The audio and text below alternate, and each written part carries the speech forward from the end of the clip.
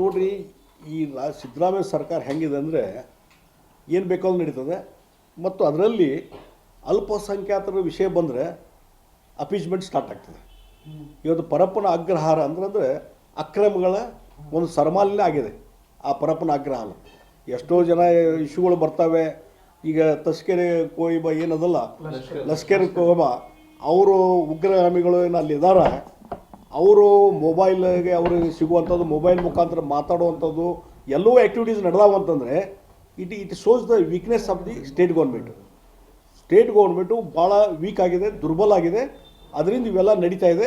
ಮತ್ತು ಯಾವ ಅಧಿಕಾರಿಗಳು, ಪೊಲೀಸ್ ಅಧಿಕಾರಿಗಳು ಸಹಿತ ಅದನ್ನು ಕಂಟ್ರೋಲ್ ಮಾಡಲಿಕ್ಕೆ ಆಗ್ತಾಯಿಲ್ಲ.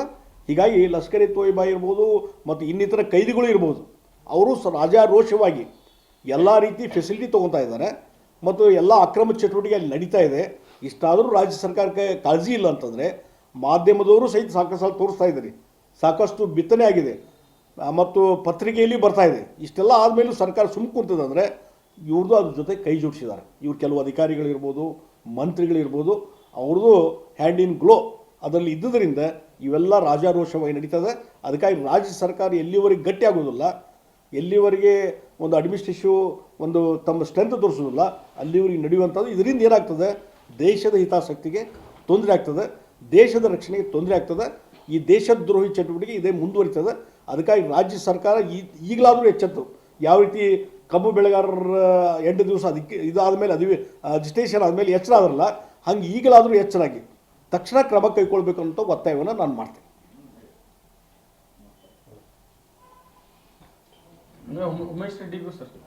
ಅದೇ ಉಮೇಶ್ ರೆಡ್ಡಿ ಇರ್ಬೋದು, ಯಾವುದೇ ಉಗ್ರಗಾಮಿ ಇರ್ಬೋದು, ಈ ರೀತಿ ಯಾವ ರೀತಿ ಭಯಂಕರವಾದಂಥ ಭಯೋತ್ಪಾದಕ ಅಪರಾಧ ಸ್ಥಾನದಲ್ಲಿದ್ದಾರೆ ಅವರೆಲ್ಲರಿಗೂ ಸಹಿತ, ಉಮೇಶ್ ರೆಡ್ಡಿ ಅಂಥವ್ರಿಗೂ ಸಹಿತ ಎಲ್ಲ ರಾಜ ಉಪಚಾರ ಸಿಗ್ತಾ ಇದೆ. ಇಲ್ಲಿ ಎಲ್ಲ ರೀತಿ ವ್ಯವಸ್ಥೆ ಇದೆ ಅವರಿಗೆ.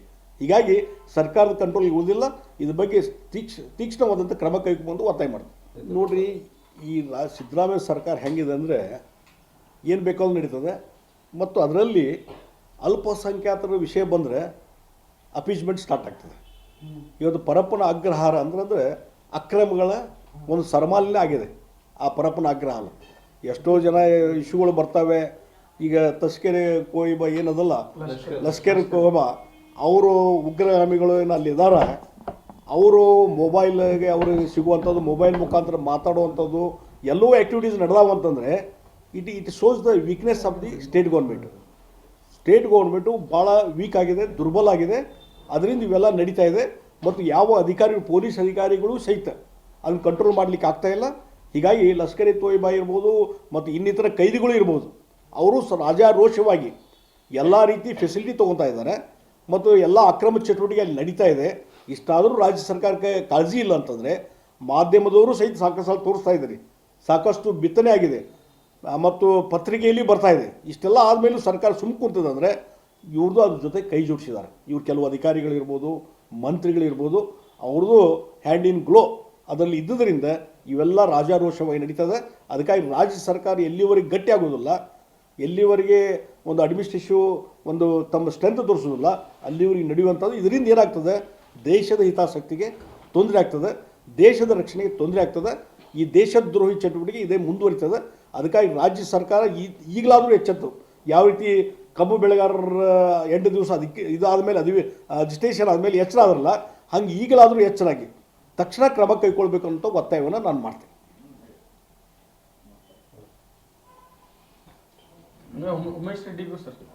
ಅದೇ ಉಮೇಶ್ ರೆಡ್ಡಿ ಇರ್ಬೋದು, ಯಾವುದೇ ಉಗ್ರಗಾಮಿ ಇರ್ಬೋದು, ಈ ರೀತಿ ಯಾವ ರೀತಿ ಭಯಂಕರವಾದಂಥ ಭಯೋತ್ಪಾದಕ ಅಪರಾಧ ಸ್ಥಾನದಲ್ಲಿದ್ದಾರೆ ಅವರೆಲ್ಲರಿಗೂ ಸಹಿತ, ಉಮೇಶ್ ರೆಡ್ಡಿ ಅಂಥವ್ರಿಗೂ ಸಹಿತ ಎಲ್ಲ ರಾಜ ಉಪಚಾರ ಸಿಗ್ತಾ ಇದೆ. ಇಲ್ಲಿ ಎಲ್ಲ ರೀತಿ ವ್ಯವಸ್ಥೆ ಇದೆ ಅವರಿಗೆ. ಹೀಗಾಗಿ ಸರ್ಕಾರದ ಕಂಟ್ರೋಲ್ಗೆ ಉಳಿದಿಲ್ಲ. ಇದ್ರ ಬಗ್ಗೆ ತೀಕ್ಷ್ಣವಾದಂಥ ಕ್ರಮ ಕೈಗೊಂಡು ಒತ್ತಾಯ ಮಾಡ್ತಾರೆ. ನೋಡ್ರಿ, ಈ ಸಿದ್ದರಾಮಯ್ಯ ಸರ್ಕಾರ ಹೆಂಗಿದೆ ಅಂದರೆ ಏನು ಬೇಕಾದ್ರೂ ನಡೀತದೆ. ಮತ್ತು ಅದರಲ್ಲಿ ಅಲ್ಪಸಂಖ್ಯಾತರ ವಿಷಯ ಬಂದರೆ ಅಪೀಸ್ಮೆಂಟ್ ಸ್ಟಾರ್ಟ್ ಆಗ್ತದೆ. ಇವತ್ತು ಪರಪ್ಪನ ಅಗ್ರಹಾರ ಅಂದರೆ ಅಕ್ರಮಗಳ ಒಂದು ಸರಮಾಲಿನ್ಯ ಆಗಿದೆ. ಆ ಪರಪ್ಪನ ಅಗ್ರಹಾರ ಎಷ್ಟೋ ಜನ ಇಶ್ಯೂಗಳು ಬರ್ತವೆ.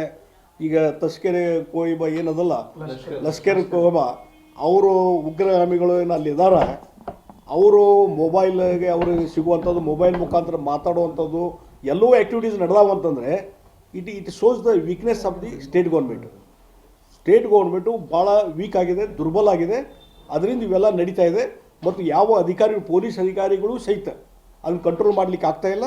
ಹೀಗಾಗಿ ಲಷ್ಕರ್ ಎ ತೊಯ್ಬಾ ಇರ್ಬೋದು ಮತ್ತು ಇನ್ನಿತರ ಕೈದಿಗಳು ಇರ್ಬೋದು, ಅವರು ರಾಜಾರೋಷವಾಗಿ ಎಲ್ಲ ರೀತಿ ಫೆಸಿಲಿಟಿ ತೊಗೊತಾ ಇದ್ದಾರೆ ಮತ್ತು ಎಲ್ಲ ಅಕ್ರಮ ಚಟುವಟಿಕೆ ಅಲ್ಲಿ ನಡೀತಾ ಇದೆ.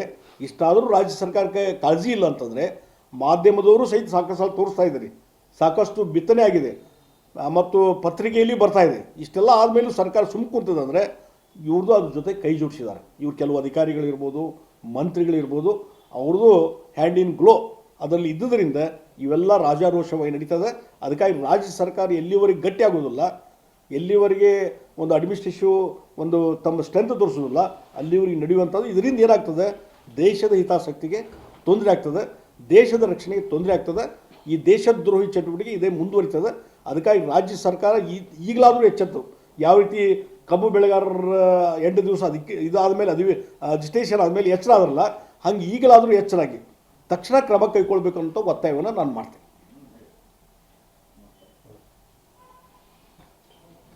ಉಮೇಶ್ ರೆಡ್ಡಿಗೂ ಸರ್ ಅದು ಉಮೇಶ್ ರೆಡ್ಡಿ ಇರ್ಬೋದು, ಯಾವುದೇ ಉಗ್ರಗಾಮಿ ಇರ್ಬೋದು, ಈ ರೀತಿ ಯಾವ ರೀತಿ ಭಯಂಕರವಾದಂಥ ಭಯೋತ್ಪಾದಕರಿದ್ದಾರೆ, ಅಪರಾಧ ಸ್ಥಾನದಲ್ಲಿದ್ದಾರೆ, ಅವರೆಲ್ಲರಿಗೂ ಸಹಿತ ಉಮೇಶ್ ರೆಡ್ಡಿ ಅಂಥವ್ರಿಗೂ ಸಹಿತ ಎಲ್ಲ ರಾಜ ಉಪಚಾರ ಸಿಗ್ತಾ ಇದೆ. ಇಲ್ಲಿ ಎಲ್ಲ ರೀತಿ ವ್ಯವಸ್ಥೆ ಇದೆ ಅವರಿಗೆ. ಹೀಗಾಗಿ ಸರ್ಕಾರದ ಕಂಟ್ರೋಲ್ಗೆ ಉಳಿದಿಲ್ಲ. ಇದ್ರ ಬಗ್ಗೆ ತೀಕ್ಷ್ಣವಾದಂಥ ಕ್ರಮ ಕೈಗೊಂಡು ಒತ್ತಾಯ ಮಾಡ್ತೀವಿ. ನೋಡ್ರಿ, ಈ ಸಿದ್ದರಾಮಯ್ಯ ಸರ್ಕಾರ ಹೆಂಗಿದೆ ಅಂದರೆ ಏನು ಬೇಕಾದ್ರೂ ನಡೀತದೆ. ಮತ್ತು ಅದರಲ್ಲಿ ಅಲ್ಪಸಂಖ್ಯಾತರ ವಿಷಯ ಬಂದರೆ ಅಪೀಸ್ಮೆಂಟ್ ಸ್ಟಾರ್ಟ್ ಆಗ್ತದೆ. ಇವತ್ತು ಪರಪ್ಪನ ಅಗ್ರಹಾರ ಅಂದರೆ ಅಕ್ರಮಗಳ ಒಂದು ಸರಮಾಲಿನ್ಯ ಆಗಿದೆ. ಆ ಪರಪ್ಪನ ಅಗ್ರಹಾರ ಎಷ್ಟೋ ಜನ ಇಶ್ಯೂಗಳು ಬರ್ತವೆ. ಈಗ ತಸ್ಕರೆ ಕೋಯಿಬಾ ಏನದಲ್ಲ, ಲಷ್ಕರ್ ಕೋಯಿಬಾ ಅವರು ಉಗ್ರಗಾಮಿಗಳು ಏನು ಅಲ್ಲಿದ್ದಾರೆ, ಅವರು ಮೊಬೈಲ್ಗೆ ಅವ್ರಿಗೆ ಸಿಗುವಂಥದ್ದು, ಮೊಬೈಲ್ ಮುಖಾಂತರ ಮಾತಾಡುವಂಥದ್ದು ಎಲ್ಲವೂ ಆ್ಯಕ್ಟಿವಿಟೀಸ್ ನಡೆದಾವಂತಂದರೆ it shows the weakness of the state government ಭಾಳ ವೀಕ್ ಆಗಿದೆ, ದುರ್ಬಲ ಆಗಿದೆ. ಅದರಿಂದ ಇವೆಲ್ಲ ನಡೀತಾ ಇದೆ. ಮತ್ತು ಯಾವ ಅಧಿಕಾರಿಗಳು, ಪೊಲೀಸ್ ಅಧಿಕಾರಿಗಳು ಸಹಿತ ಅದನ್ನು ಕಂಟ್ರೋಲ್ ಮಾಡಲಿಕ್ಕೆ ಆಗ್ತಾ ಇಲ್ಲ. ಹೀಗಾಗಿ ಲಷ್ಕರ್ ಎ ತೊಯ್ಬಾ ಇರ್ಬೋದು ಮತ್ತು ಇನ್ನಿತರ ಕೈದಿಗಳು ಇರ್ಬೋದು, ಅವರು ರಾಜಾರೋಷವಾಗಿ ಎಲ್ಲ ರೀತಿ ಫೆಸಿಲಿಟಿ ತೊಗೊತಾ ಇದ್ದಾರೆ ಮತ್ತು ಎಲ್ಲ ಅಕ್ರಮ ಚಟುವಟಿಕೆ ಅಲ್ಲಿ ನಡೀತಾ ಇದೆ. ಇಷ್ಟಾದರೂ ರಾಜ್ಯ ಸರ್ಕಾರಕ್ಕೆ ಕಾಳಜಿ ಇಲ್ಲ ಅಂತಂದರೆ ಮಾಧ್ಯಮದವರು ಸಹಿತ ಸಾಕಷ್ಟು ಸಲ ತೋರಿಸ್ತಾ ಇದ್ದಾರೆ, ಸಾಕಷ್ಟು ಬಿತ್ತನೆ ಆಗಿದೆ ಮತ್ತು ಪತ್ರಿಕೆಯಲ್ಲಿ ಬರ್ತಾ ಇದೆ. ಇಷ್ಟೆಲ್ಲ ಆದಮೇಲೂ ಸರ್ಕಾರ ಸುಮ್ಮನೆ ಕುಂತದಂದರೆ ಇವ್ರದ್ದು ಅದ್ರ ಜೊತೆ ಕೈ ಜೋಡಿಸಿದ್ದಾರೆ. ಇವ್ರು ಕೆಲವು ಅಧಿಕಾರಿಗಳಿರ್ಬೋದು, ಮಂತ್ರಿಗಳಿರ್ಬೋದು, ಅವ್ರದ್ದು ಹ್ಯಾಂಡ್ ಇನ್ ಗ್ಲೋ ಅದರಲ್ಲಿ ಇದ್ದುದರಿಂದ ಇವೆಲ್ಲ ರಾಜಾರೋಷವಾಗಿ ನಡೀತದೆ. ಅದಕ್ಕಾಗಿ ರಾಜ್ಯ ಸರ್ಕಾರ ಎಲ್ಲಿವರೆಗೆ ಗಟ್ಟಿ ಆಗೋದಿಲ್ಲ, ಎಲ್ಲಿವರೆಗೆ ಒಂದು ಅಡ್ಮಿನಿಸ್ಟ್ರೇಟಿವ್ ಒಂದು ತಮ್ಮ ಸ್ಟ್ರೆಂತ್ ತೋರಿಸೋದಿಲ್ಲ, ಅಲ್ಲಿವರೆಗೆ ನಡೆಯುವಂಥದ್ದು. ಇದರಿಂದ ಏನಾಗ್ತದೆ, ದೇಶದ ಹಿತಾಸಕ್ತಿಗೆ ತೊಂದರೆ ಆಗ್ತದೆ, ದೇಶದ ರಕ್ಷಣೆಗೆ ತೊಂದರೆ ಆಗ್ತದೆ. ಈ ದೇಶದ್ರೋಹಿ ಚಟುವಟಿಕೆ ಇದೇ ಮುಂದುವರಿತದೆ. ಅದಕ್ಕಾಗಿ ರಾಜ್ಯ ಸರ್ಕಾರ ಈಗಲಾದರೂ ಎಚ್ಚೆತ್ತು. ಯಾವ ರೀತಿ ಕಬ್ಬು ಬೆಳೆಗಾರರ 8 ದಿವಸ ಅದಕ್ಕೆ ಇದಾದಮೇಲೆ ಅಜಿಟೇಷನ್ ಆದಮೇಲೆ ಎಚ್ಚರ ಆದ್ರಲ್ಲ, ಹಂಗೆ ಈಗಲಾದರೂ ಎಚ್ಚರಾಗಿ ತಕ್ಷಣ ಕ್ರಮ ಕೈಗೊಳ್ಬೇಕು ಅಂತ ಒತ್ತಾಯವನ್ನು ನಾನು ಮಾಡ್ತೇನೆ.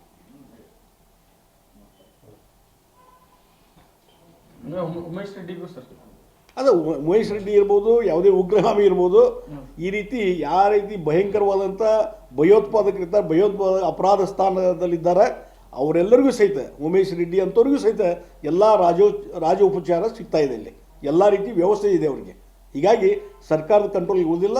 ಇದ್ರ ಬಗ್ಗೆ ತೀಕ್ಷ್ಣವಾದಂಥ ಕ್ರಮ ಕೈಗೊಂಡು ಒತ್ತಾಯ ಮಾಡ್ತೀವಿ.